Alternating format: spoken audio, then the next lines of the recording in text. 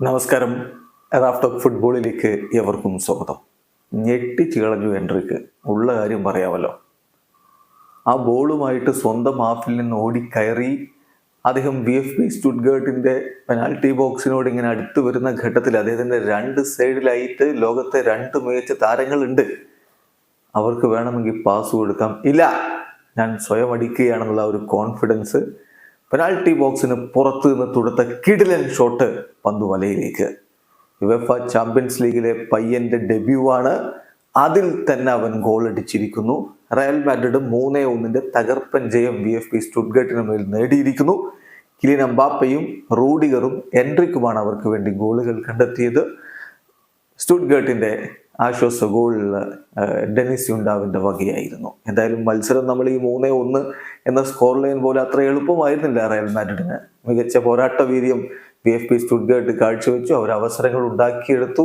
പലപ്പോഴും കോർട്ടുവ രക്ഷകെത്തുന്ന കാഴ്ച കണ്ടു. അങ്ങനെ നല്ലൊരു പോരാട്ടം തന്നെ അവരും കാഴ്ചവെച്ചിട്ടുണ്ട്.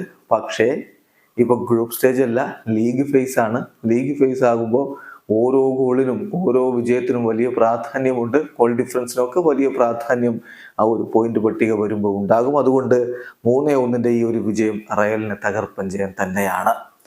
മത്സരത്തിൽ റയൽ മാഡ്രിഡിന്റെ മുന്നേറ്റങ്ങൾ നയിച്ചുകൊണ്ട് ആദ്യ 11 കിലിയൻ എംബാപ്പയും വിനി ജൂനിയറും റോഡ്രിഗോയും ഒരുമിച്ചിറങ്ങി.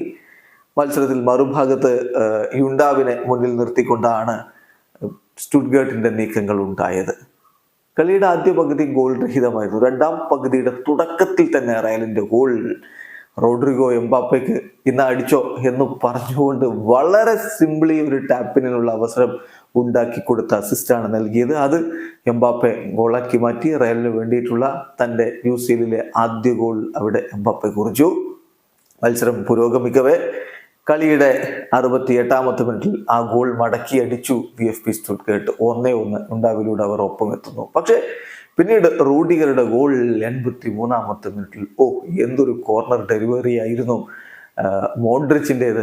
അതിൻ്റെ ഒടുവിൽ ഗോൾ പിറക്കുന്നു, റൂഡിഗറുടെ ഗോൾ പിറക്കുന്നു. എല്ലാവരും നന്നായിട്ട് കൊടുത്തിട്ടുണ്ട് റൂഡിഗറിന്.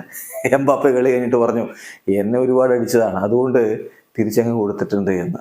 മത്സരം അവസാന ഘട്ടത്തിലേക്ക് നീങ്ങുന്നു. ഇഞ്ചുറി ടൈമിലാണ് എൻട്രിക്കിന്റെ മാസ്മരിക ഗോൾ പിറന്നത്.